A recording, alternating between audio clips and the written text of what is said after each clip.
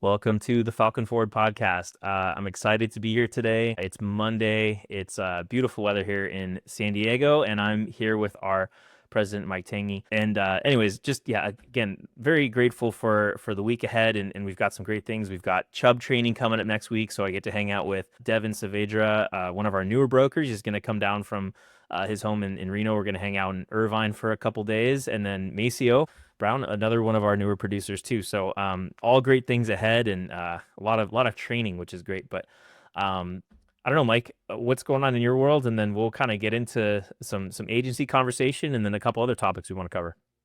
Yeah, love Mondays.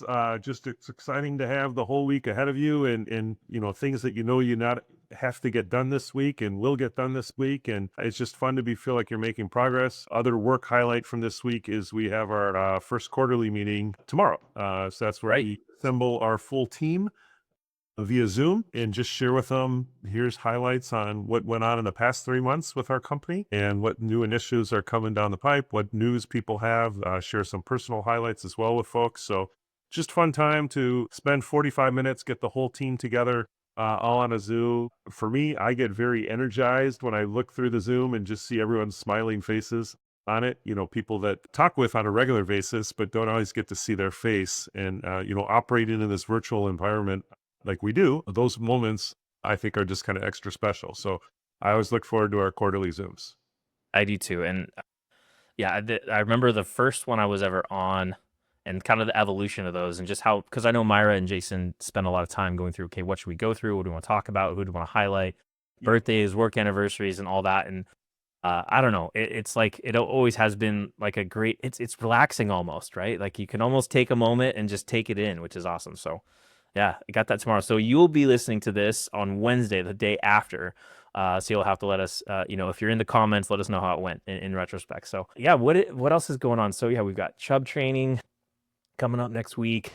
We've been making cold calls with the new producers. He's been on it. Our new broker training program, I think, is going really well. So we developed that for specifically for Devin to kind of see how that kind of shakes out, and been seeing great results from that too. So just a lot of great things, and yeah, just thankful. So today's topics, we've got a handful here, and one that I have been actually really, I guess, since we started formulating this show and like what do we want to talk about, this was on the original list. And the question was, should agency owners still produce? And so I'm really looking forward to the answer on this one and the conversation that follows. So I'll let you take it from here.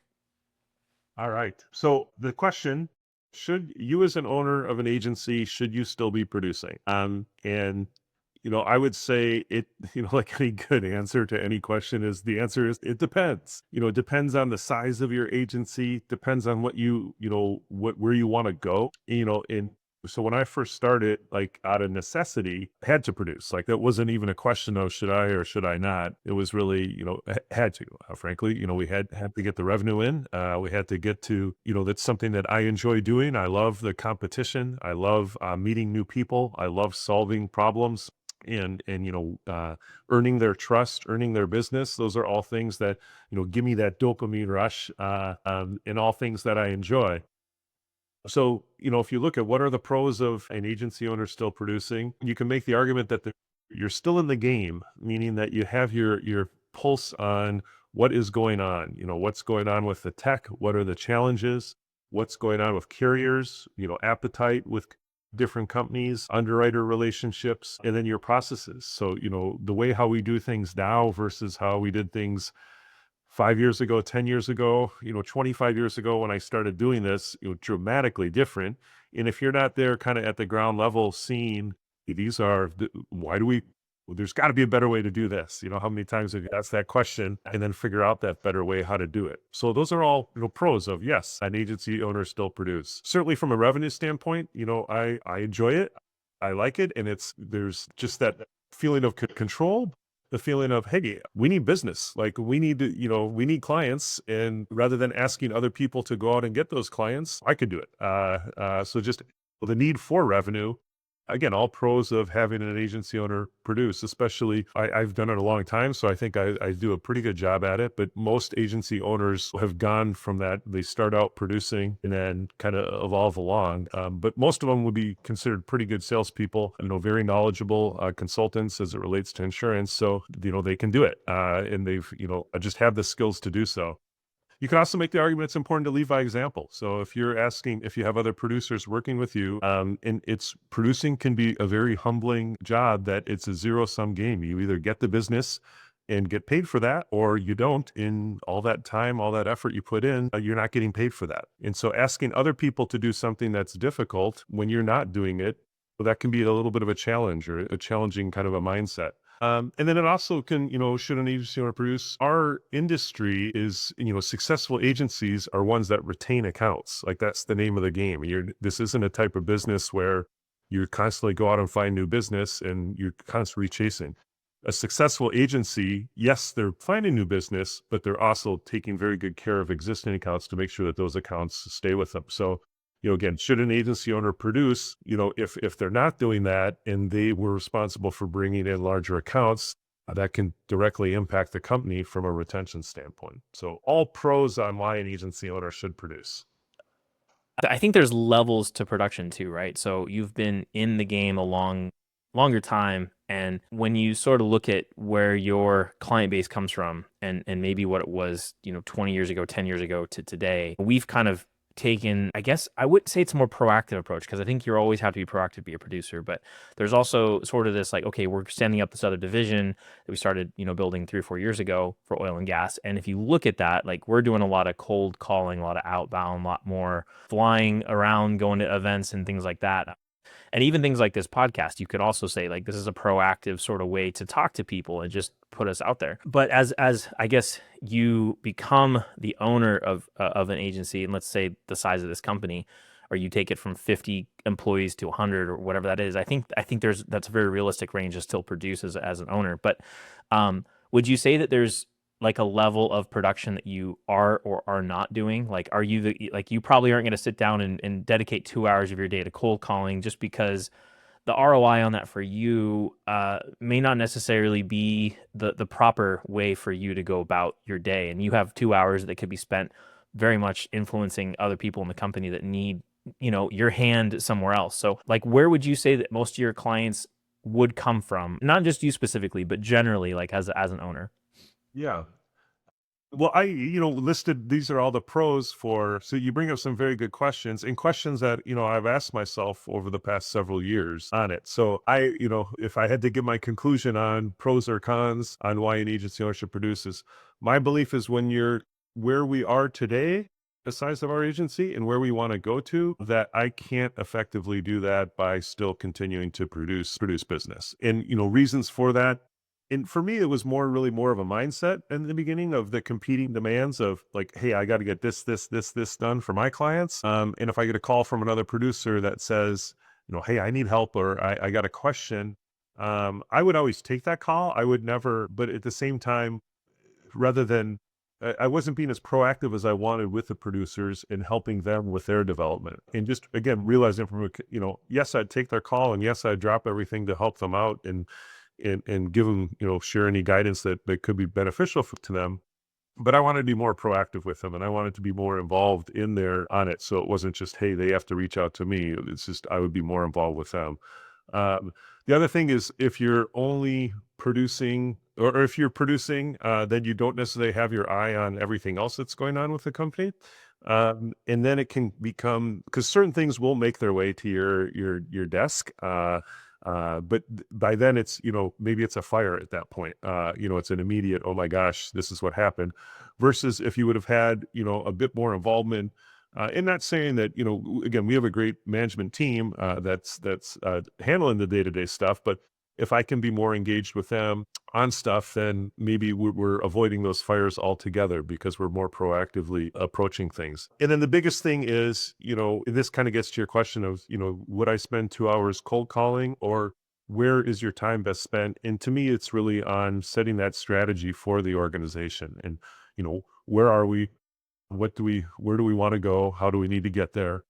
everything related to recruiting, the training, the processes. So all stuff that, you and I and Jason and Myra have been intricately involved in putting lots of time in, and that it'd be very difficult to do that if you're still. So I'm still involved in the production, but for me, it's been, over the past 4 years, and again, I wasn't going to just say, hey, I'm no longer talking to clients. One, it does make me happy. I very much, and some of these clients I worked with for 20 some years. But instead of, hey, I'm going to, chase down this new piece of business, it's, hey, can we have someone else chase that down? And can I work with them and help support them and then help see them grow and them develop? To me, that's the best use of time for our agency as it stands today. Yeah, I a lot of times when my wife calls them the Sunday blues, and I think people get them because it's like, but most people are upset on Sunday because tomorrow's Monday, and she normally she's like, the reason that you are sad on Sundays is because you haven't talked to anyone about insurance for 48 hours, and she's like, and that's a problem for you. And like Monday morning, I wake up and the first thing I want to do is like, okay, I want to just go talk to people, and I think looking at like just making like working with the new brokers and the broker team, trying to find the carriers and trying to find them access, and okay, walking them through different things, or hey, assigning them to go research something. Like today, we are working with a new trucking company out in Oklahoma, and new producer actually had some answers for us because he came from trucking, right? And so he's like, oh no, like that's where we can look it up. And so, but this collaborative approach together, and then saying, okay, you guys both need to go study up on riggers insurance for a company that's up in Alaska. So we've got all these like different pieces moving, but it's kind of fun for me to get in there and do it with them, because for some reason, talking to people, it charges my battery up. I don't, there's no other way around it. You can't stop doing that. So, and looking back to at, my past career at the dealership, right? So, we had anywhere between 20 to 40 salespeople, depending on the year. Over 15 years, a lot changes, right? And you grow. But we would, I sold cars for a long time, but we'd still have recurring business all the time. And it's like at some point, yeah, there's people that you want to take them on the test drive and do it all because, they are who they are or whatever. But a lot of times it's like, hey, look, I know these people are going to take care of them. I can manage everything, and you got to keep going. So there's a lot to it. And also, I would also say the biggest piece for me is I always want to be able to do every job within a company, right? So as crazy as it sounds, like in order to really understand the account management side, you want to sit with an account manager for like 2 weeks and like do their job with them. And are you going to master it? Probably not, because you're not going to have as much time, but you at least want to like look at what they're doing, understand it. Same thing with the broker or any other piece. And we're a very flat company, so we don't have a lot of seats, but the point is like knowing how everything works together, right? If you have a manager that doesn't want to go be a janitor for 10 minutes and take care of a water leak, then you probably need a different manager, right? You need someone that's willing to wear all the hats. So anyways, the producer side is no different. And I think that's a great way to look at it. And I guess too, all these brokerages are set up so different. Like for every type of person that's in the independent broker space, there's a different way to run your company. Yep. And I've heard this term thrown out there as like a practice lead, right? And I don't know if that's a thing or not, but it's like someone that's, in this division, they're kind of running but they're still producing, but a lot of times they're not managing the team behind them. They're just sort of, I guess they're kind of, I guess they're wearing the crown for it. I don't really know what you define that as, but I'd say they're probably not managing the company so much as they're just kind of a glorified producer maybe, and available to help close something if they need to. So all kinds of ways around it, and very interesting to see how these companies run. So Yeah, it is fascinating. And one of the things that I've enjoyed, and you've put me on to several of these, are just the podcasts, other podcasts, for sure the ones on insurance, but then also just other companies as well, of just how do they do it and what works, what doesn't work. One of the things that I guess it took me a little while to learn, and one of our clients actually told me it, is he's like, because we had made some sort of mistake on it, and I went to him, explained what the mistake was. I was thinking like, oh my gosh, this guy's going to be livid at us. And he's like, Mike, he's like, it's fine. He's like, I deal with thousands of mistakes a day, because they had a company, they ran a large facility, had several thousand employees. He's like, get thousands of mistakes a day that come my way. He's like, you fixed it. We're good. We're moving on. To me, it was kind of like I thought, only we had problems. And, I thought every other company operated out there absolutely perfectly. You didn't realize that it's really, how do you, strive to do the very best job, Mistakes will happen. Obviously, you don't want them or encourage them, but okay, how do you handle it? How do you move on? And it's interesting listening to podcasts just where people are willing to share because it's so unique. It used to be, I don't know how long podcasts have been around, but a good amount of time. But, before it was, you're going to read someone's autobiography or book or something, and it's going to be a professional writer, that makes them sound like they're the smartest person in the world.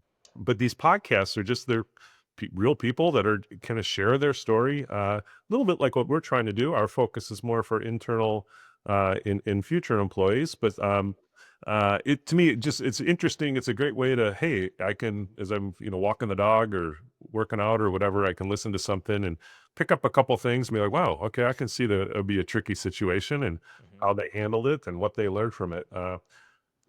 Enjoyable for me. Yeah, there's a lot to learn from. I don't know. I like working out and doing laundry, right? Those are my two things. And Yeah. or if I'm driving, rare, I don't drive as much as I used to on a commute, but Yeah. again, like next week, plenty of time because I'll be driving back and forth from Irvine for 5 days, right? So it's plenty of time to listen to stuff and catch up. But yeah, no, the podcast stuff is cool, and it is very much like reading a book. And the other part, you have to be so selective with what you listen to or don't because there's just so many Yeah. things that could consume your time. But Yeah. yeah, there's some fun ones. The insurance ones in particular, I like going into like the financial analyst style of like, okay, I think I sent you the one on Kinsale. Yeah. That was a great one. It was, there's something there, and it's like, kind of learning about how they do things versus not, and kind of where they specialize, and realizing, oh, maybe that's not the right fit for a couple future risks that we're setting. You kind of just constantly think in insurance, but Yeah. it's a good way to go. So kind of going back to growth, right? So I think we're always in growth mode. I think any company that's not in growth mode is going the wrong direction. But, and we've talked about this before, but I think now that we're going, we're actually in April, we're going into Q2, we're in Q2. How does that, how has the first quarter been? Again, this is coming out after our meeting, so we're not spoiling anything here, but how is Q1 and I guess really if we were going to benchmark this, how is this going to, continue throughout 26 and how does that affect everyone that's at Falcon West? Yeah. So great question. And kind of builds upon what we are just talking about. Should an agency owner produce or not? And, when you hit that certain size, it's the benefit of, okay, if I bring in one more account isn't necessarily gonna help the company, gonna help them move the needle. But if I can help 3 or 4 new producers learn how to bring in accounts, and help them succeed, then that's truly how our company is going to grow. And you're right. If you're not growing, I mean, some people I guess it's important to think about like we're no different than any other organization or family or anyone else out there of our costs are going up. Health insurance gets more and more expensive each year. Our technology costs go up. Our repairs and emissions costs go up. So we have all these costs that continue to rise. And if we weren't growing, then, what happens is eventually that, if you never grow, then you're going to eventually be out of business, which not a good thing. Totally, for anybody. Yeah. And then also, what makes insurance interesting is, we're entering this softer market where uh, you could retain all your accounts, every single account, every single policy that you wrote last year, and you'd still probably be down, depending on what type of business and where things land, probably down 5% or so revenue wise. Well, you've seen your costs increase, so all of a sudden you're, 10% less profitable than you were the year before, which again is eventually lead to a business closing. So for us, it's important that we grow. In first quarter is behind us, and we are, we have pretty aggressive growth goals for the year, and we're a tick or two behind where we wanted to be, but we're definitely going the right way, and we have a nice backlog of. We just wrote a very nice account and have several other new business that's all on board. Just haven't recognized that revenue yet on it. Sure. Yeah, yeah. Normal cycles of business. Yep. We are where we want to be at the end of the first quarter and then have some just developments that coming online towards the latter half of the year with all the work we're doing with our processes, our new producers that we're again quite excited. So we're on track for another good year. Perfect. Yeah. And I don't want to say that's to be assumed, but I think that with the people on board and the things that we are working on constantly, it's inevitable. I want to say that, but it feels that way, right? It's just, it's going to work just because everyone is so committed to the cause, right? Which is great. Yeah, if you have a good plan and follow that plan and put the time and effort in, again, there's no getting around that. You have to. But if you do all those things, then good things will continue to happen, just like they have for the past, 14 years or so that I've had the honor of working here at Falcon West. Yeah, and for account managers, right? So it's been intriguing to me watching the evolution of these accounts that we're working with. So we used to work on, at least when I started, it was very much, and maybe this is just being a new producer, but I would say sort of your standard business risks, right? You got general liability, workers' comp, and now we're getting into some stuff where, okay, we've got marine exposures, we have rigging exposures, we have just different class codes of business, and the account managers have responded in a positive way, which is like, wow, there's more to learn. There's something for me to sink my teeth into and figure out, and reviewing MSAs that have all kinds of fun things for us to double check on, right? So I think just to kind of touch on it, like, just want to say thank you to the account managers for working so hard to keep up with us. There are some fun things, but I would say another benefit of growth is it does open up doors to keep learning and growing on an individual level too. So just kind of want to put that out there as well. Yeah, 100%. Hopefully, our team doesn't get tired of us always talking about growth, but it's worth exploring. Why are we growing? And it's not, we're not growing just for growth's sake, but we're doing it in, what are benefits that an account manager can see from growth, and can, the most obvious is increased compensation. And that, if you work on a book of business that's growing and you're a key part of that growth, that's more revenue coming in. That's more revenue that comes to you. So just it's a bigger paycheck at the end of the day. Who's Yep. who's going to argue with that one? Yeah, And then no. so other things, we've been able to. One of the things I was most proud of with our company was probably 6 years ago or 7 years ago that we started a 401k plan. In prior years we weren't big enough to afford it, and frankly the company just didn't have the means to do so. But that was something that was very important for me, that to be able to offer that type of retirement planning for our team. Uh, and so I think it was 6 years ago, maybe it was a few years before that even. We first started, and I think we started with a 3% match or something like that, and I believe we're now up to 6%. Should probably know the stuff off the top of my head.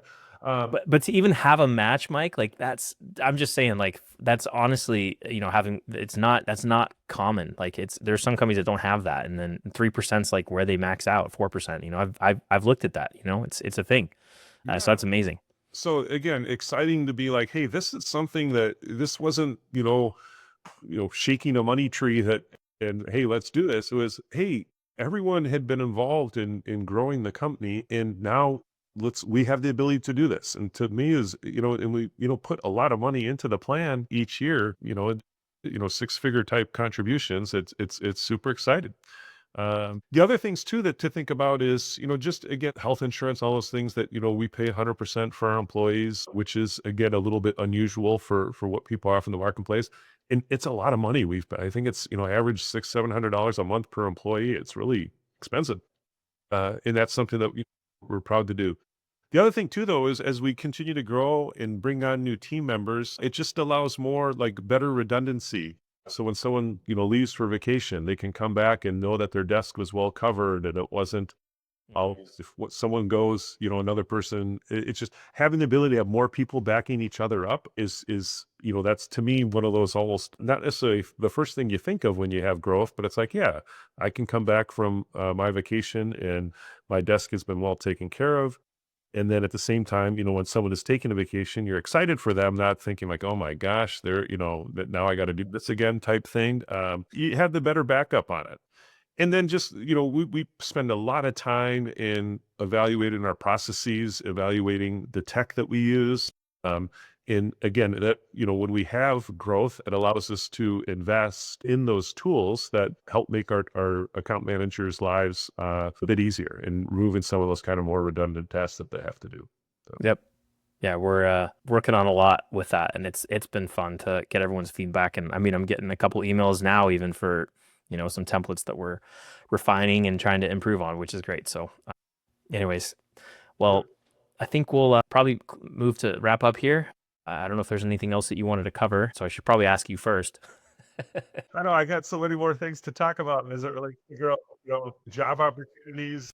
We're gonna record our very first kind of we have something to talk about just for the employees in our firm. So we're gonna do like a B-roll and then share that through our intranet, kind of going through some interesting things that we found while working on a new account. And we'll share that. But that's gonna be our very first. I've got Mike for another 10 minutes. So anyways, we'll close up the podcast here. Thank you guys for listening. If you haven't subscribed, click subscribe on YouTube. We've been debating putting this on Spotify or Apple Podcasts or both. Not really sure how many takers we would have. The benefit of those is you wouldn't have to look at me or Mike while we're talking. You could just listen to us. So that might be the upside alone. But thank you for being here, and we'll see you guys again next week. Thanks, Peter.